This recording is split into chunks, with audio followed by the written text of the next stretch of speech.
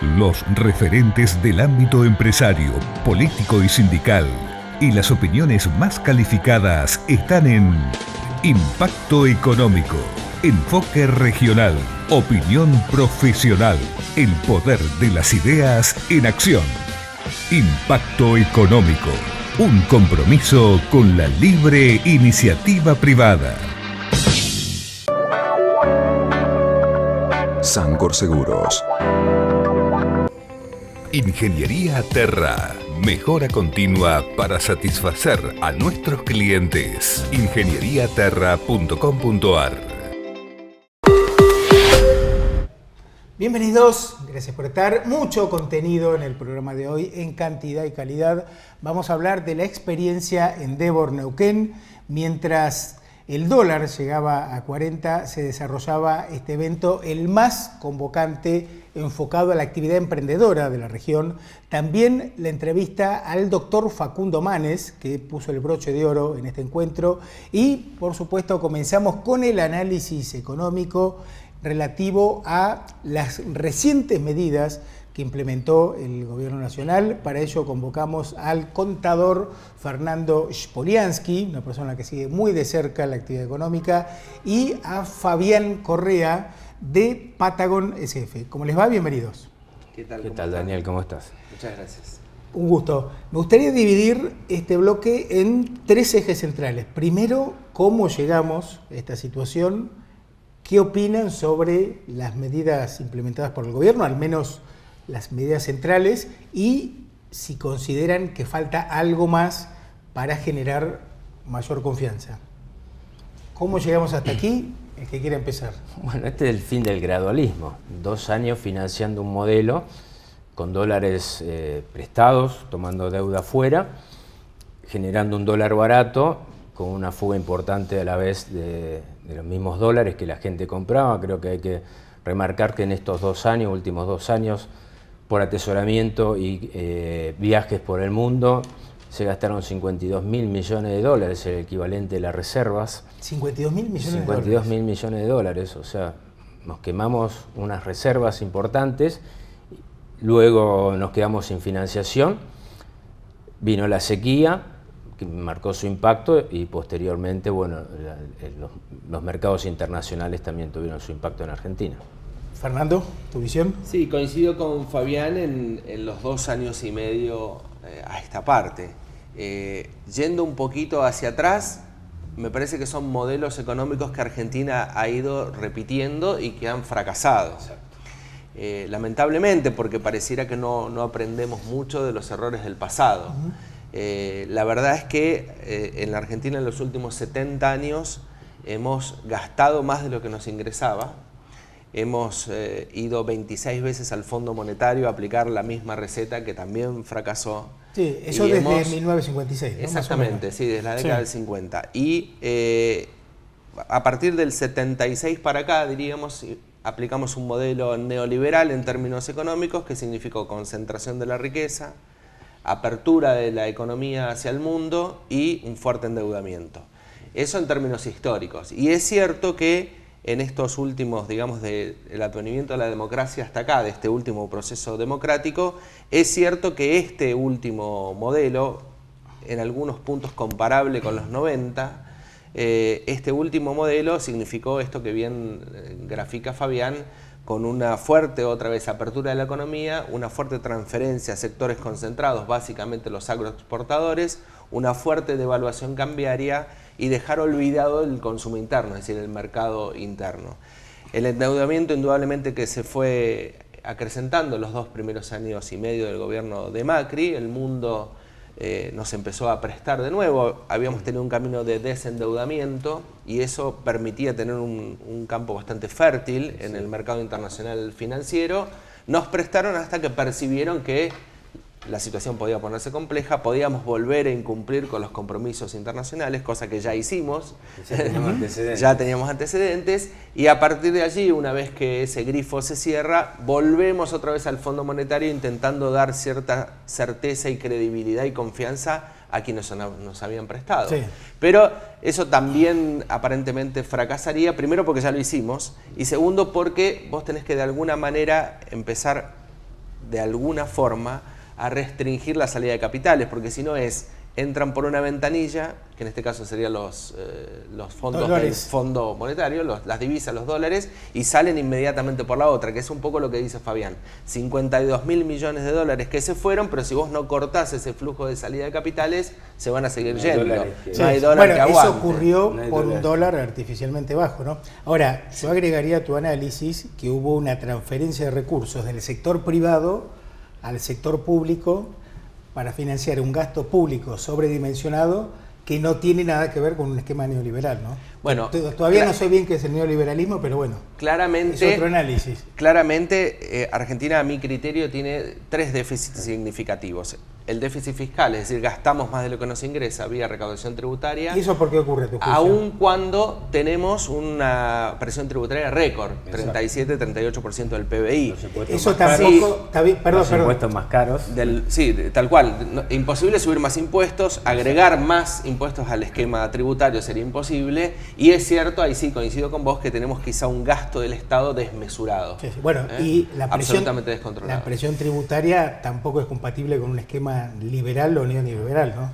Digo para ver si entendemos qué es lo que todos los modelos terminan fracasando. Uno lo financia con emisión de deuda, emite moneda, emite, genera inflación y han terminado los periodos en hiperinflación, y otros modelos salen a buscar dinero afuera. En definitiva, siempre partimos del mismo problema. Así es. Que es el déficit. Sí, vivir de lo que no tenemos. Evaluación de alguna de las medidas que adoptó el gobierno, que anunció el presidente Macri y el ministro Duhovne. Mira, yo creo que más de las medidas que es si las van a poder implementar, esa es la gran duda que hoy hay en el mercado. Más allá de los anuncios, el mercado sigue, la gente sigue comprando dólares. Cuando escucho que los bancos compran dólares, en realidad los bancos reponen los dólares que venden durante el día o durante la salida de depósitos, que también se empezó a ver una salida de depósitos de cuentas a la vista en dólares. Entonces, esa incertidumbre que se va generando hoy necesita de un impacto de confianza. Más allá de que vengan los dólares, si no hay confianza, la demanda sobre el dólar va a continuar. Ahora, ¿coinciden en que hay muchas personas que compran pocos dólares? Más allá de, digamos, empresas grandes, los bancos. Todos están comprando dólares. O sea, yo digo que más que el dólar sube o compran dólares, nadie quiere los pesos. Claro. ¿Sí? Quedarse con los pesos hoy es perder poder adquisitivo. Sí, a ver, la economía, más allá de las variables y las políticas económicas que uno puede implementar, se maneja por expectativas y confianzas. Claramente, el gobierno perdió las buenas expectativas y dejó de generar confianza. Si tenemos un proceso inflacionario creciente que va a superar, según todos los consultores privados lo dicen, más del 40%, una pérdida del poder adquisitivo terrible del peso muy devaluado frente al dólar, indudablemente que todos van a intentar resguardar el poder adquisitivo de la moneda. El 80% de las compras que se realizan en el mercado de capitales por día son compras mayores a 2 millones de dólares, o sea que en realidad quienes están traccionando fuertemente la demanda no es el pequeño ahorrista que tiene un promedio de compra de 1.700 dólares, es decir, el otro 20%. Es cierto que todo el mundo va y compra dólares, pero no mueve la aguja, lo mueven los bancos, los fondos comunes de inversión y las grandes empresas. Creo que hay las grandes empresas hoy se apuran a cancelar también sus obligaciones en el exterior, por lo tanto también están obligados a demandar dólares. Es cierto. Ahí hay una realidad también que... Pero el fondo es la desconfianza y la falta de expectativa. Digo, más allá de las medidas puntuales que toma el gobierno, si no logra revertir este proceso de desconfianza y de incertidumbre, indudablemente que tome las medidas que tome van a fracasar porque el mercado no va a terminar de acomodarse. Y a juicio de ustedes, ¿los anuncios contribuyen a disminuir la incertidumbre y aumentar la confianza o falta algo más, digamos? Mirá, es fundamental que este paquete de medidas salga apoyado por la oposición. O sea, acá el temor del Fondo Monetario es que se vuelvan a tomar dólares, se sigan financiando la salida de capitales y que la oposición juegue un rol de neutro, como diciendo, bueno... Sí, neutro ya con solamente no participar creo que no es bueno para el gobierno. Acá lo que se necesita es una mesa consensuada donde tanto sindicatos, empresarios y gobierno lleguen a un acuerdo para salir. La crisis es muy profunda y recién lo hablábamos. hay que ver la cadena de pagos, cómo terminó, tenemos tasa del 60%, sí, claro. se viene una explosión en la cadena de pagos, porque a estas tasas no hay crédito para la pyme, y la pyme venía apalancada a 90 días tratando de que cambiara el escenario, y hoy eso no ocurre. Para mí todos los anuncios están apuntados a las grandes cuentas nacionales, a equilibrar el déficit fiscal, y el gobierno creo que erróneamente considera que solucionando el tema del déficit fiscal vos vas a solucionar el problema económico argentino. Exacto. Me parece que es una visión sesgada. Exacto. Me parece que hay que ver cómo la economía empieza a reactivarse. Tenemos una caída de la actividad económica muy significativa, tenemos muy golpeadas las economías regionales, las pequeñas y medianas empresas no tienen financiamiento, mucho menos al 60% de tasa. Es decir, hay que empezar a ver cómo la rueda de la economía empieza a girar. Estas medidas económicas de ninguna manera van a hacer que la economía empiece a girar de nuevo en un círculo virtuoso. Nos lleva a una recesión más profunda. Exactamente, con lo cual me parece que falta la otra pata de los anuncios. Esto está muy bien, mostrarle a los acreedores y al Fondo Monetario de que vamos a ajustar las cuentas, que no vamos a gastar más de lo que nos ingresa, pero faltan las otras medidas, las de reactivación económica. Claro. Me parece que eso todavía el gobierno lo tiene pendiente. Claro, es decir, un plan integral. Correcto, un plan integral que genere crecimiento, que genere empleo. Exacto. Una redistribución. Un plan de corto plazo y un modelo económico de largo plazo que permita posicionarnos. Claro, porque la caída de la actividad va a hacer que disminuya la recaudación, ¿no? Totalmente. Entonces, menos ingresos para. Pero aparte pensemos hasta en las retenciones. Las retenciones reimplementadas ahora de 3 y 4 pesos dependiendo la exportación, si fuera primaria o de los otros sectores, está fijada en valores nominales. Con lo cual, supongamos que hoy los 4 pesos es el 10% del valor del dólar, que está en 40, pero si el dólar continúa un proceso devaluatorio, el peso continúa un proceso devaluatorio, esos 4 pesos van a pasar a ser el 8, el 7, el 6 y se va a licuar finalmente. Claro. Entonces, como medida, es una medida cortoplacista, como dice Fabián, muy breve, pero acá hay que pensar un proyecto de país a mediano y largo plazo. ¿Para dónde vamos? ¿Lo vamos a industrializar? ¿Vamos a ser agroexportadores? ¿Cómo lo vamos a hacer? ¿Y qué condiciones generamos? Vos fíjate que se habla del 2019, o sea, el 2020 es todo ciencia ficción. ¿No? Ciencia ficción. Sí. O sea, un país que no tiene una visión más de un año. O sea, estamos renegociando la deuda del año 2019, pero a partir del 2020 vamos a tener casi 6 puntos de PBI de déficit financiero. Sí. Ahora, ¿para el 2019 el financiamiento estaría asegurado o depende de lo que se defina? Yo no coincido con este optimismo de que nos van a renovar toda la deuda. Los mercados internacionales van a estar con mucha volatilidad, pero que Wall Street está llegando a sus máximos históricos. Cuando ese mercado haga una corrección real, realmente va a haber problemas en todos los mercados. Entonces, creer que nos van a renovar, yo preguntaría qué tasas nos van a renovar esa deuda. Seguramente que los cálculos están basados en un 60-80% de renovación, pero te vuelvo a repetir, estamos mirando el 2019.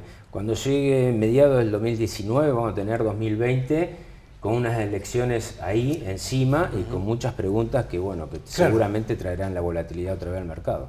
Ahora, les traslado una pregunta que me hace mucha gente. ¿Va a seguir aumentando el dólar? ¿40 es un precio de equilibrio?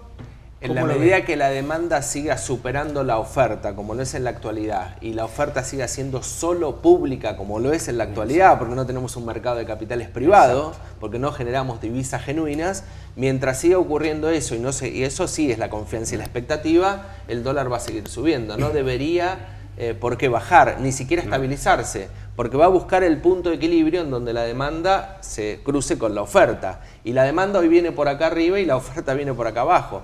Y estamos vendiendo a razón de 350 millones de dólares por día de las reservas del Banco Central. Se perdieron 9.000 millones, 9.300 millones en agosto. Eso tiene un límite, ¿no es cierto? Se agravó por el tema que decías vos de la sequía, menos ingresos de dólares, ¿no? Seguramente, y aparte por la corrida, digamos, porque efectivamente la gente se quiere llevar los dólares, las empresas se quieren llevar los dólares, los fondos comunes de inversión, que compraron muchos de ellos títulos como los botes y otros y han perdido fortuna, se quieren llevar la mayor cantidad de dólares en el menor tiempo posible. Exacto. Entonces, si vos no abastecés mediante la oferta a esa creciente demanda, el precio se te va a ir a las nubes. Claro. Vos pensás que licuaron la mayoría de las LEVAC, las LELIC, las licuaron en una semana.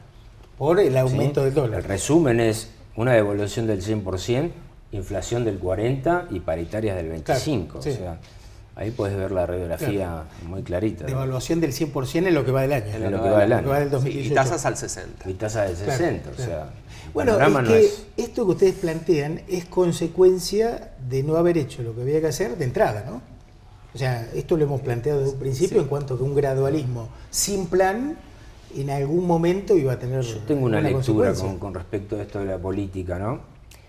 Los gobiernos se centran primero en las elecciones presidenciales y al año y medio ya están mirando legislativas y si salen bien de ahí van por la reelección. Nunca estamos mirando un país que supere otro gobierno.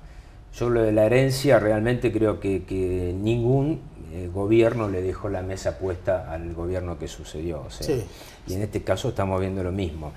Y no hablo de la política, sino que hablo del horizonte del ciudadano argentino. O sea, estamos con un horizonte cortoplacista constantemente. Yo creo que equivocaron o subestimaron, voy a decir, subestimaron el diagnóstico y aplicaron recetas equivocadas. Creo que creyeron que la política podía transmitir confianza a los mercados son implacables. No la transmitieron lo suficiente o la transmitieron un tiempo que es lo que generó más de 100.000 millones de dólares de deuda que ingresaron en la Argentina. Creyeron que con eso se iba a estabilizar la economía y dejaron de lado el plan económico, el modelo hacia dónde íbamos.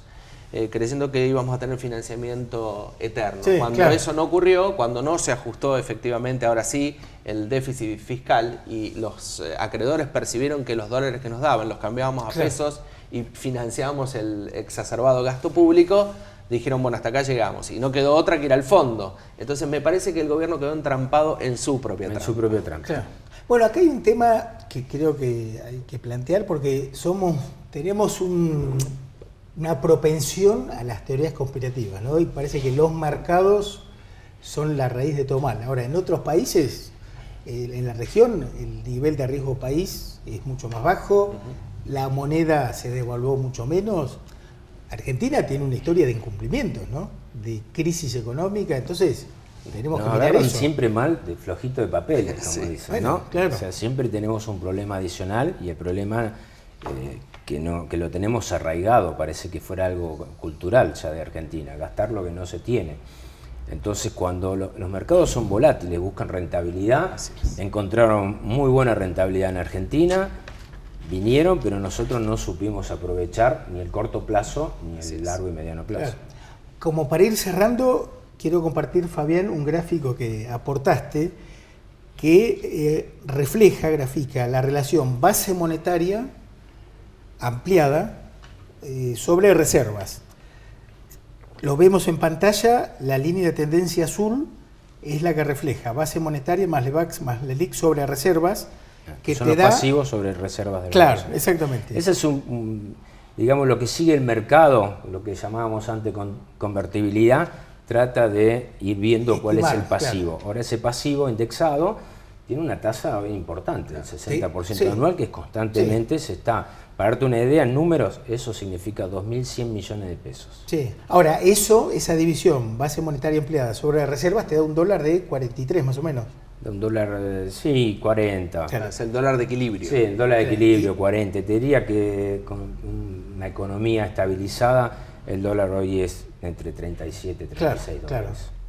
Y el tipo de cambio oficial, que es la línea de tendencia roja, tiende a 40, 38, 39.